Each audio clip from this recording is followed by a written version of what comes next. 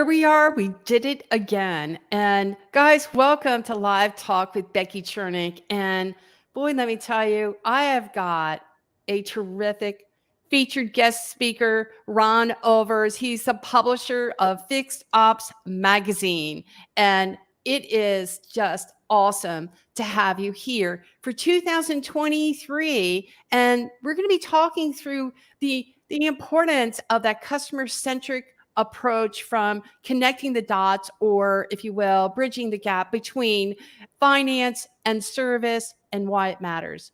But if you're new to this channel, I'm Becky Chernek, and I have been providing the very best in finance and insurance training. Actually, I founded my company back in 2001. And, here's the thing. Not just F&I. So as it says, not just F&I. It is from the time that the customer touches down on that dealership website to working with BDC, to working with their sales staff and sales strategies, to working on the desk, because we know, and Ron can also advise, that's where it all begins, on the desk. And from the desk to finalizing this transaction in the F&I office or designated F&I person or single sales approach. Okay, so we are going live, and we're going live on YouTube. So if you happen to like what you're hearing tonight on YouTube, do me a couple things. First of all, if you would go ahead and just hit that like button, subscribe, and share would be great. Also, going live on Facebook, 2 groups. I've got several groups, but 2 groups. F&I Today with Becky Chernek and F&I on the Edge. And if you haven't joined those 2 groups, you got to do it. And the reason why I say it is because I've got really talented folks that have joined that group and can provide you with insight, feedback to what's really happening in the car business to help you along the way. And of course, we're going live on LinkedIn and Twitter. So I've got, like I said, we've got Ron Overs. He's in the house, and we are talking about what's going on, what's that transition all about between connecting the dots from F&I into service. Thank you again, Ron, for being here with us tonight. Well, thank you, Becky. This is going to be a lot of fun. I spent probably 30 years of my life working in the F&I departments as well of dealerships and independent stores, helping them sell service contracts, gap programs, all kinds of things to accessorize the sale of the car, which ended up putting me back in service many times, handling claims. And I fell in love with a lot of the things going on in the service department itself, or fixed operations, we call it, for parts and service and body shop, things like that. And got to like this a lot, and had this great opportunity came up to be the publisher of Fixed Ops Magazine. And boy, it's been a lot of fun to really learn more about that bridge you're talking about, and how we can, better the customer's experience by making sure that the 2 are talking and that they really both are encouraging each other to do a great job. Well, a lot of times we talk about it. We have good intention. We have really good intention. We talk about how we put after sale programs in place to make sure that we get back in front of the customer after the customer finalizes the transaction and F&I, and perhaps maybe sometimes they don't take advantage of one product or another. And so the dealer may sometimes, or F&I, provide the opportunity for a customer to take advantage of some of these other products, service contracts, and how important that is, but in service, and really trying to get back in front of that customer earlier rather than later. And here's the thing, I talk about aftermarket sales frequently because I think that that's a missed opportunity. And we want to make sure that F&I realizes that, as Steve Apicello points out, that's a micro moment, right? In the micro moment of that menu presentation doesn't necessarily mean, and of course, I've been in F&I for a very long time, and I realize that customers, sometimes say no to our presentations, and it's just too much information coming in all at one time. And so they tend to put those walls up and maybe at that point not take advantage of that product.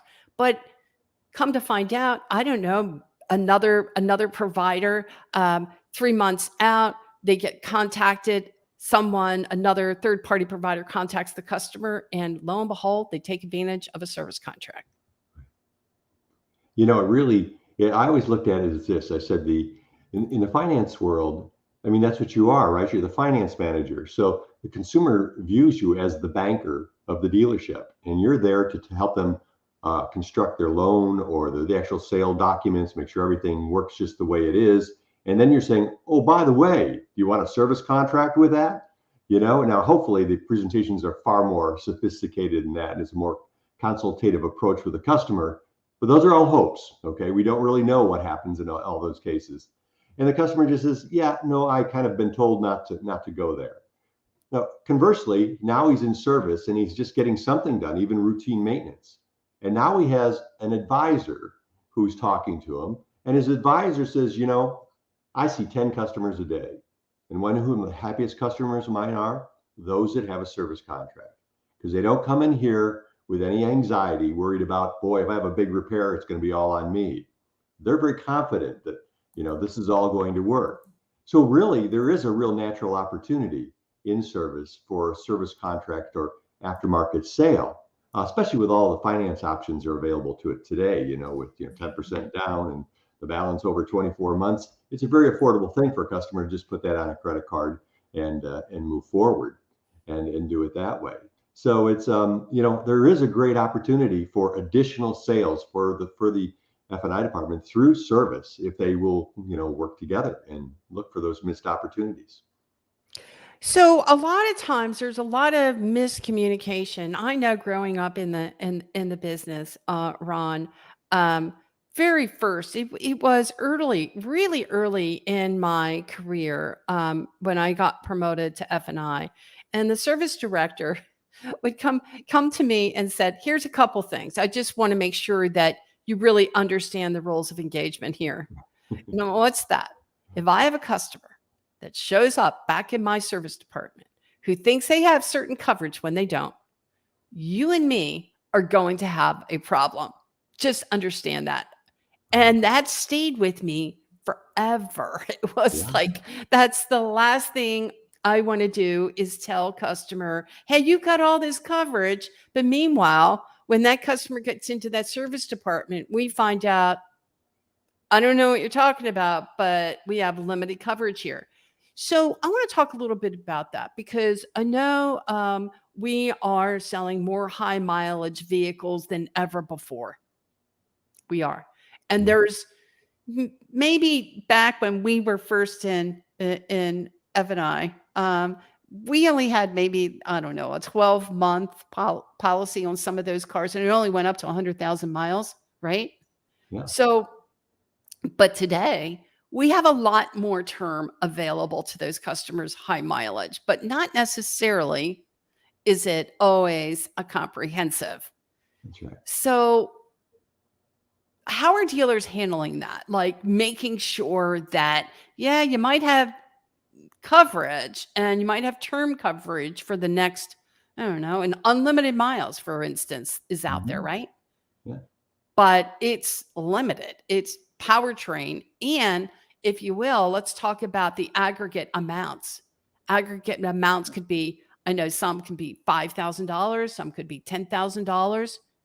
So how do they handle that? Do you know? What I found working the best, of course, is the underlying with all of this, and that's training and what people who are listening to the show are doing for themselves, right? And the answer is really train your finance people to not oversell. And that means not show full value, but it's not to sell something that just sounds too good to be true to begin with. I mean, first the customer doesn't know what the expectations are, but now that the customer says, sure, I'll buy that service contract. Now, when you're delivering that, you show them the contract and say, no, as I said before, this isn't an all-inclusive contract. It covers particular components of the car. Let's go over again, just the items that are covered. You see where it says engine, transmission, cooling systems, steering system. These are major components of your car that are covered. What it doesn't say is it doesn't say brake shoes. It doesn't say light bulbs. It doesn't say electric windows. There's several things that it doesn't say. And so I just want you to know that, you have a good policy here. The best policy, in fact, that was available for your car. And you should be very proud of that and be ready to move forward. Training like that gets the customer off on the right foot and gets them moving in the right direction. And service can help if they find inconsistencies. So the customer comes and says, the customer said this was covered, and you say, interesting, let me show you my presentation. Let me do my presentation to you as if you were the customer and this was the product. Let's go through it and tell me what I did wrong. And, with that confidence, you know what, you'll find very quickly that they'll say, okay, got it. Maybe the customer just didn't hear you clearly. And it's like, that's possible. But, it's not truthful. Let's be careful. I'm being very careful about what I do because my job is to be a professional and do the job the best I can. I don't want cancellations, right? To oversell a product is to get it canceled. And the worst thing an F&I guy wants is at the end of the month, he's got all of his PVR built up, right? And then at the end of that little sheet, there's a little bit of all the ones that were takebacks because the customer decided to cancel it out or recontract himself somewhere else. And he's got money coming off of his profit sheet. So, that's what you want to avoid at all costs. Yeah, making sure that, again, if the customer feels as if they've been taken advantage of and doesn't feel as if they have the value in that particular product, I mean, I would think go ahead and cancel it if they didn't feel they had the worth of the policy. And I often see that happening. Or they felt as if the policy covered components and the F&I person maybe failed to really make it a point to make sure that they really understood the terms of the plan. Now, a couple other things, when I was growing up and doing my thing over the years, I made it a point to get back in service. And I know I'm a little bit different than some, but I always made it a point to meet with my service writers and talk to them about the policies, the service contracts, to make sure that we were both on the same page. I often thought that was really important. And then the other thing was, I always came up with my own little spiff program. So it was like, okay, dude, here's the deal. I'm going to go ahead and I'm either going to pay you 25, 40 bucks or whatever it was that I thought was fair out of each service contract that they referred back to me, or a dinner out, or a movie, just something of gratitude and appreciation that you thought of me and that it made sense that this customer that's in your service department hadn't taken advantage of a service contract. They're still within the 3-year, 36,000 mile manufacturer's warranty. And I'm like, why not? And it always seemed, it's kind of interesting because I get hired as an F&I manager at this Cadillac dealership in Bethesda, Maryland, of all things. And so they gave me this pay plan, and it was really predicated on service contract sales. So if I had over 50% service contract sales, I got paid a higher percentage out of the total pot. Nice. So I got to tell you, Ron, what do you think I did? Yeah, you sold it. That was a no-brainer. Yeah. I'm going back to the service department. I'm like, okay, giddy up. This is what we're doing. We're going to go ahead and I'm going to pay you 40 bucks for every service contract or whatever it was, or I'm going to pay you dinner out. I'm going to get you some tickets because at the end of the month, this is what I need to have. Yeah. The letters went out to the customers on a religious basis. Those that didn't take advantage of a service contract, or even those customers that didn't take advantage of service contract when I wasn't the F&I person. And it went out religiously, and customers would come in, and that relationship that I had with service was so ideal that I won't say the dealer, but I will tell you he was beside himself. How in the world could you be at, I don't know, 65, 70% service contract penetration? No one in this dealership has ever gotten over 40% or whatever it was. Yeah. That's the secret sauce, is building that relationship and making sure that we're all on the same page. Yeah. It's absolutely the secret sauce in this business, and that is just really looking at all the opportunities and adding all of the opportunities up, not just going for the home run. Hey, I have a 7/100 contract to sell you, and here it is for 34.95. The customer doesn't even know what you're talking about, right? I mean, put it in terms that he understands and at a price that he can honestly afford, and let's see if you can get it done at a high percentage, and that's what it takes. And it's kudos to you for doing that, for figuring that out. Um, the good news is you've learned through the harder way of learning, right? You didn't have a mentor that came in and said, "Hey, Becky, here's the trick. Don't work so hard. Here's a couple of you had to learn the hard way." And a lot of times, a lot of no's leads to okay. Here, I did one training at an F&I place, and the guy was doing about 20% penetration. And I said, "Well, give me your presentation." And he gave it to me, and I said, "Okay, never use that again. All right, we're going to change everything you just said. So if you ever repeat the words you repeated to me, okay, you failed. Okay, and you will fail in selling because you're doing the job wrong. So let's start all over again. Okay, it's all about the customer. It's not about you. It's not about the product. It's about the customer. Back to the customer. What is their need? Let's get their need. Let's satisfy their need. Let's make it affordable for them. Let's get the job done." And off you go. Here's a good one, Tony Owens. I'm sure you know Tony, and if he's a rock star in service. Service managers need to let F&I know about repair cost. Again, that's something that I went to the service department. I'm like, let's take a look at this. Give me some repair orders that I can show to my customers to let them know I'm not making this stuff up. This is real stuff. So when you're hitting that service department and you got an AC repair or a window regulator or whatever you want to call that, and all this other electronic stuff today, oh my gosh. I mean, right? It's unbelievable what things cost today, and to not have a car under contract is just a crazy thought because you have no idea what it costs to repair some of these big systems. Tony, that's a great point because costs are far higher than what they used to think. My air conditioner used to break, and it was a $300 fix. Nothing's a $300 fix anymore, right? I mean, it could be a $3,200 fix to get your air conditioner back working the way it used to.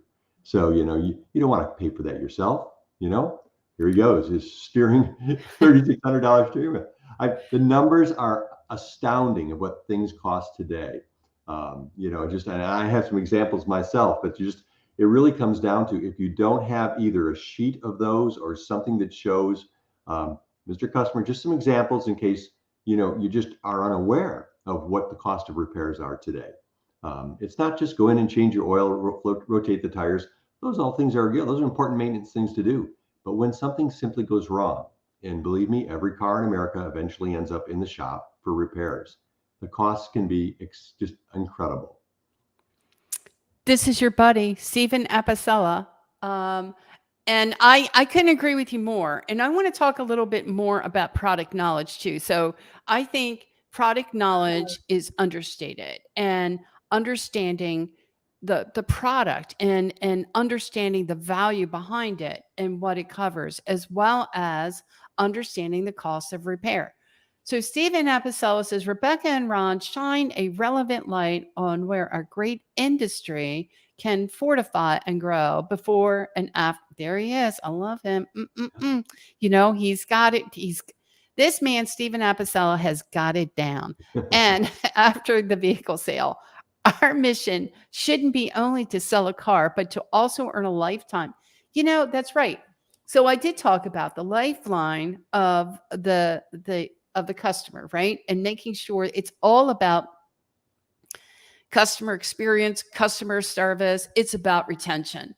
Actions, processes, and leadership are required. The latter is truly desired. Yeah, it's so true. And Stephen, by the way, Stephen will be featured in our next magazine as one of our feature writers. So you can learn more about him in Fixed Ops magazine in the next issue that's coming out for January, February. Great guy, Steve. Thanks for Stephen being here. He's absolutely amazing. And Let me tell you something. I know, I don't know whether or not you know this or not, but before we get there, let's talk. Let's see what Derek has to say. Yes, absolutely. Customers identify with things in black and white as opposed to hearing it. Gosh, so right. Yeah. So here's the thing I train all the time. I train visuals. I am a visual person. You can talk through it, but people don't absorb the information until you write it down, until you make it black and white. I love that. Absolutely. And I got to say, those F&I people who utilize an even service, who utilize the visuals to make an impact, to tell the story, their sales always are sky high. It just does, because customers can only take so much information in. It's called white noise, actually, and they zone you out. But if you have a story to go along with that point that you're trying to make, all the better. All the better. Derek, couldn't agree with you more. Amen. I love it. And then Tony Owens, crazy expensive. Absolutely. Oh, Mhm. he's toggling both. This man has like 5, 6 different computers that he operates. He's on Facebook. He's on YouTube. He comes on over here to LinkedIn. He's back on LinkedIn. Told you. Stephen has a great yes. Yeah. So Ron, I'm going to let you talk through. I remember meeting Steve well, I didn't meet him face to face yet, but I'm going to meet him face to face. He doesn't realize it yet, Yeah. but he's going to meet me face to face. So I talked to him before COVID, and it was all about the after sale and how to automate this after sale. Mhm. And the reason why, for years, I've been banging my head up against the wall, and I'm like, why can't people be like me? Why are you not in front of that customer after the customer leaves? What is it about? What is it about that? That's just free money. That's free paycheck. I don't get it. Why wouldn't you work your pay plan? But that doesn't necessarily, and it certainly doesn't happen. Right. So why not automate the process? Forget about it. Okay, if we can't get back in front of the customer, let's figure out a better way to do that. And not only that, he's not only done that, but he's also made it so easy on the claim processing. Ron? It's so true. You think about, and this is where the finance world can pick up some a clue from service, right? Because any great service department today, what do they have? They don't just have the short time with a service advisor with the customer. That customer leaves with their telephone, with their text messaging relationship going with the service department, and they keep talking and they keep talking, and they said, "Hey, we just did the MPI on your car, and let me just tell you what we found. There's some really good things. Your car's in really great shape. However, there's a couple little areas we might want to address, and the customer, oh, what are those? Yeah, why don't we clean those up? Here, here, and here. Sure, all right, I'll get those done.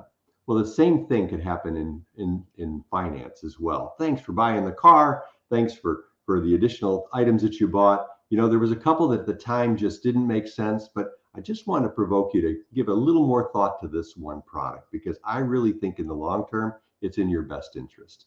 And that relationship kind of selling conversation, even after they're off the F&I desk and they're out, they can say, you know what, you're right. Can you add that back in? I'm sure you can.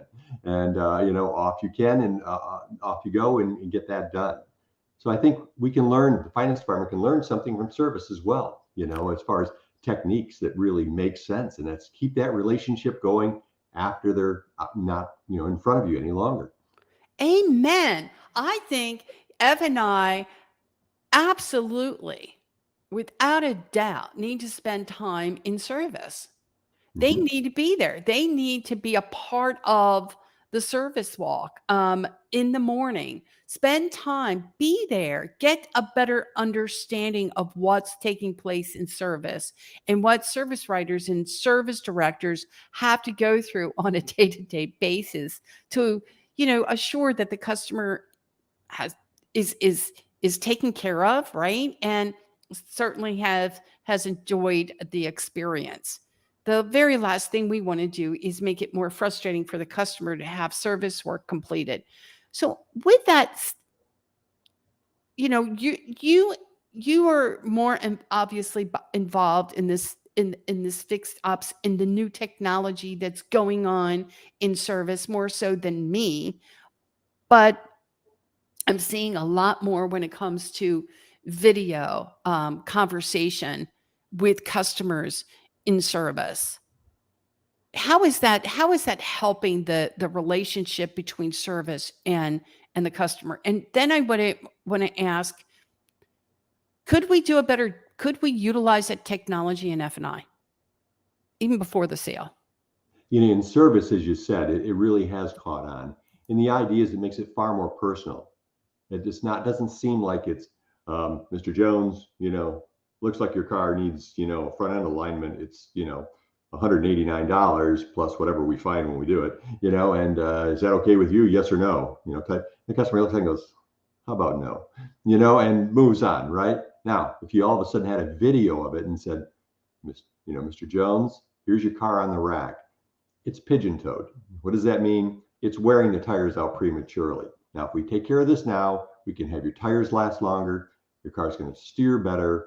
And, bottom line is it probably net will save you some money. Now, here's the bad news. Here's what's going to cost you today, but really is a small amount of money over the long haul. Explain that to them. You're showing their car in the background. You have an honest repair guy there standing next to the car explaining that. And the guy goes, how do I say no to this? I mean, it just makes too much sense. Let's get it done.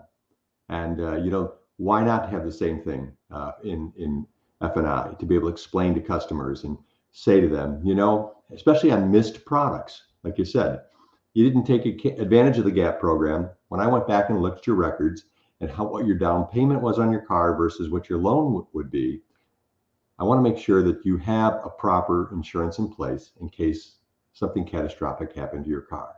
This is all we need to do. With your okay, I can have that added in a way we can, make things happen.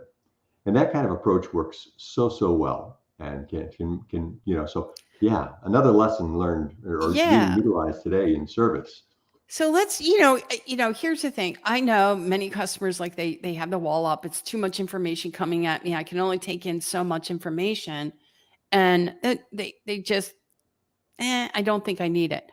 Well, when they get in, when they finally take delivery of this vehicle that has all sorts of technology every which way that they go, at that point they might think, maybe I probably should have. I remember when I picked up one of my cars and it had every piece of technology you could name.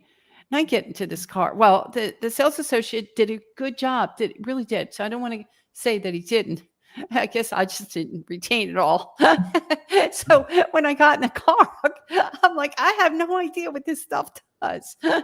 And I know I'm not the only one. I can't imagine that I'm the only one here, right? So after a while, you might think, with all this stuff going on, it only makes sense to take advantage of a service contract. So it is really important. Why aren't we revisiting that decision the customer made maybe 2 or 3 days later? I couldn't help but notice, I know you were busy. I know it's overwhelming experience here. There's so much that you have to go over, but I really wanted you to rethink that decision and about that service contract and how important it really is. Or it could be tire and wheel, right? How many times do you hit that bump in the road and freak out? And a couple times you hit that bump in the road, you might want to rethink that tire and wheel coverage, right? Boy, that's for sure. Imagine what wheels all cost today. Having curb damage protection besides with your tire and wheel makes so much sense today. So yeah, it really does. Here's Stephen Apicella, and he's saying too many customers defect from their selling dealers between the vehicle purchase and their first service visit because of awkward silence. Mhm. Okay. True, true. Customers' experience and engagement needs to be one continuous and desired journey. The bar is ultra high in every other interaction a customer has outside the auto retail industry. Fill the vacancy. That's so true, Steve. And you're just, you're hitting it. As someone, you'll hear a lot of people say, we're in this Amazon world, right? I mean, you don't even have to, all you have to do is think it or even say it in your house. And the next thing you know, you have 16 ads saying, hey, you need one of these, we're ready to go. And, if you haven't heard from your car dealer, about anything, and like I said, it's just a relationship management. It's not about, hey, buy something from me today. It's just like, did you hear something new about, about at our dealership, something that's going on? I've had the privilege of, buying a car from Bozard Ford, Ed Roberts, you all know, Ed Roberts. right? Yeah, he's a Great prince. guy. But it's not just buying a car there, then all of a sudden you're on all of they're sending you emails and stories about other success things that are going on and what's going on with the Bronco people and what's going on with the F-150 people. And none of those are anything I bought, but it's interesting to just read to see what else is going on at their store, or what, hey, how they're rewarding their people for exceptional work and things like that. So, Stephen, you're right on point there. It's got to be a relationship that's not just brought out during crisis. It's a relationship that's all the time, so that they know that whenever they need something, there's somebody there to help them out when it comes to the transportation needs. I especially appreciate his technology in that it automates it and gets information notification in front of the customer. The products are back in front of the customer, but it also really completes the any kind of. I believe that the VIN number follows the products, and so there's never that interruption. And I can tell you from firsthand experience, I've been there. I have seen it explode in the service department and customer, where the service department is telling the customer, you don't have any coverage on this vehicle. They don't have full access to DMS. Dealers aren't giving service writers access to the complete DMS. Let's not kid ourselves. So it's like, they can't see a higher mileage policy. So meanwhile, they tell the customer it's not covered. Next thing you know, they're busting up to go see the F&I manager. Meanwhile, here's the F&I manager. And what are they doing? They're with a customer delivering a car. Customer has to wait 30 minutes until they get done, until they're almost ready to explode. Am I right on this one or what? I mean, so when you can go ahead and create a process or a technology that stops that from happening, I would think that every dealer would want to go ahead and sign up on that. Yeah, it is. It is so important today that everyone knows what products are on every car. The world has changed, right? I mean, in the Amen. way back days, they sold service contracts with the assumption that a percentage of the customer would forget that they'd have them, and that was part of the profit motivation for their reinsurance programs on these things. Is the customer just simply forget that he had it and never use it. Oh, great. That's awesome. Yeah, wonderful news, right? Bad news is the customer's now gone someplace else to buy a car because he had a small problem that you never paid for. So you lost him as a customer. Oops, kind of lost the big picture in all of this. The reality is today, you want to do that. And, like you said, programs, that they have, like Stevens is amazing. Someone else the other day told me that they're working on a program so that all the contracts are basically in the Apple Wallet. So the idea would be on your phone itself. So when you leave the F&I office, you literally have a copy of every contract sitting in your phone's wallet. Now, a lot of things can go wrong, but the reality is I got stuff in my Apple Wallet from 3 years ago that I forgot to delete. It stays in there for a long, long time. And it would be, very accessible. And someone says, where's your contract? Well, let me get it for you. It's right here in my wallet, and you have it. So there's going to be really neat technology coming out all the time to make this even better, to really just make sure the customer really gets his full value for his money. And all the bad cases in F&I and service really spring from people who didn't work ethically, who did do things that, kind of sold stuff to customers and then didn't really give them their contract, or they didn't really register their contract. Those are the ones that are getting into some really hot water over the years. So you really want to make sure that, hey, let's not even get close to that. Let's make sure the customer has it right front and center. And if there's a need for it, he's not digging through his glove box and hoping he can find it. It's easy for them to use in the store, and everyone's glad that they bought the product. Well, I think it's good for the customer to be able to know that this is a product that they had taken advantage of. And then I think it's just as important that service is able to be able to recognize it and has a more simple process to be able, to run through claim process on it, rather than trying to dig through the weeds to even find out whether or not the customer is actually covered or not, and then trying to figure out, what company it's with. Yeah. And then the hour-long engagement on the phone trying to handle getting that claim taken care of can be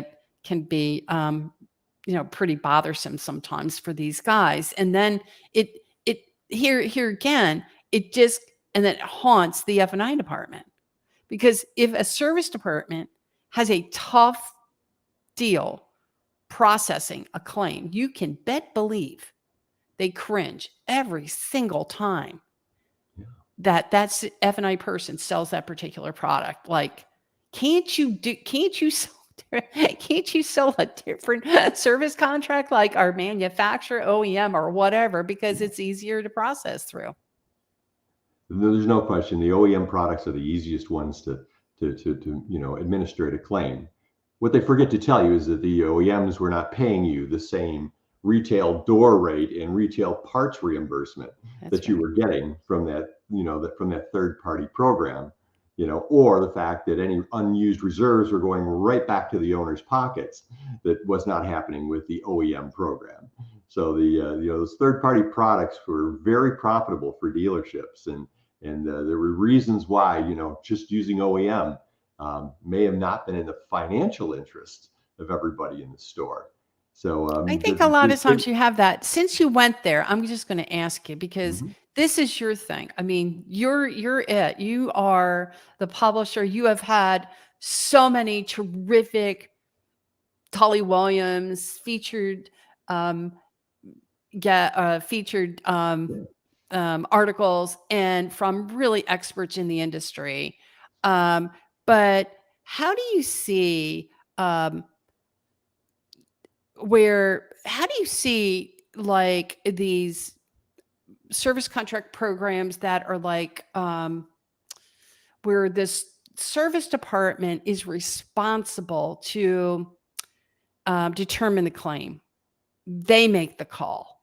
They have the ownership over that. So it's more of it's a reinsurance, but it's more of an ownership type of DOWC program going on. There's going to be more and more of that going forward. I think we're seeing more of it, and more of them with almost AI type administrative programs, so that you literally aren't talking to a live, person who's administering your claim at some faraway place. That literally you would go onto a portal and answer a few questions, and based on those questions, you would get an authorization. And because it is your own money, right? Because it is a reinsurance program, then that money's being spent. The bad news is when you get audited on something like that, and your owner comes back and says you're spending my money unwisely. There's issues for everyone involved. But the reality is it'll make it faster, and I think the biggest thing everyone's looking at is the speed to do this. And if I have a routine claim, if I say I have a water pump on this particular car, and the guy asks you 3 or 4, probing questions, through AI questioning that makes sense to that repair, and you answer those correctly, and he goes, "There's no reason for us to talk any further. Here's your authorization. Here's the amount of money. We went and looked it up in the books. This is how much labor we're paying. This is the parts cost, and you're approved. Here's the Visa or MasterCard to pay that, transfer that money into your account."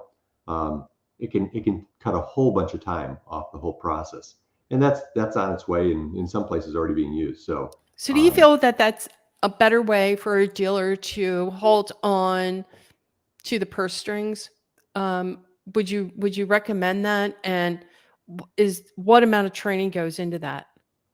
I think every dealer has their risk tolerance, and the reality is, the least risk is to just give it to the manufacturer. Number one, hey, there's no hassle. It's the Ford program. It's the GM program. If there's a problem, we'll call the GM rep. Let's call the Ford rep. We'll get them in here if you have a problem, right?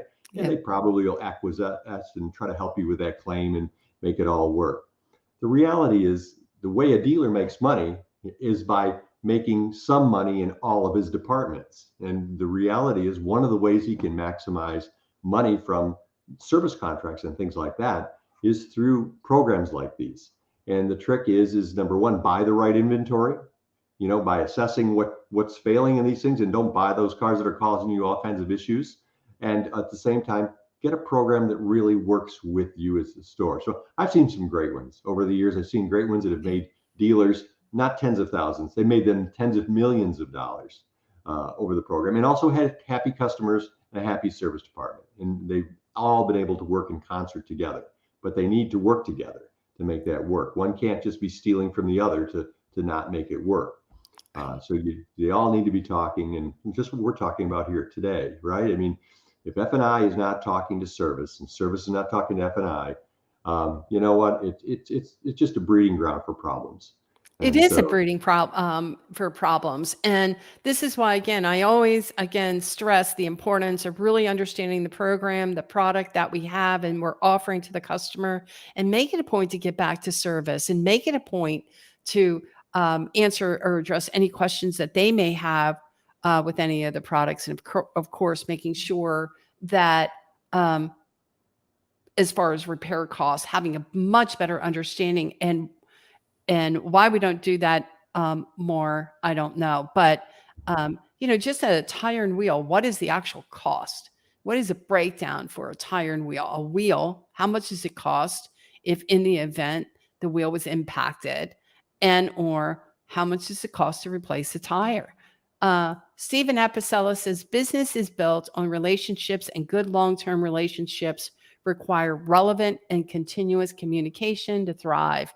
Stop engaging your customer in a way that they desire and lose them forever. Yeah. See, this is why Stephen Apicella, he's the superstar, and he's going to be featured on your magazine. You gotta love. I love him. He's amazing.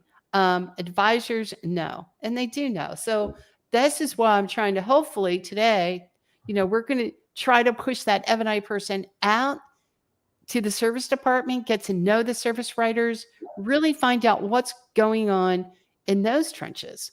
So that once you have a better understanding and relationship, that's going to pay off big in the F&I department and sure. in your results, right? It's going to impact your overall performance.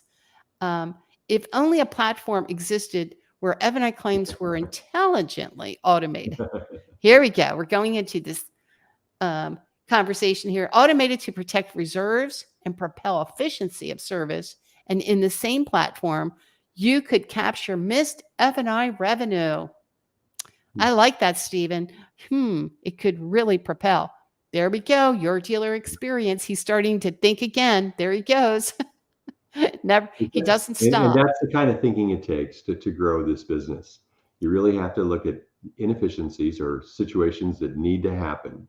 And this is stuff we try to address in our magazine every other month when we publish it. We try to find these areas where sometimes you'll read the title of an article and you go, I know all about that. And it's like, read the article. It's going to take you 5 minutes, and I promise you, there's going to be 2 or 3 aha moments in there that you're going to say, okay, I hadn't thought of it like that.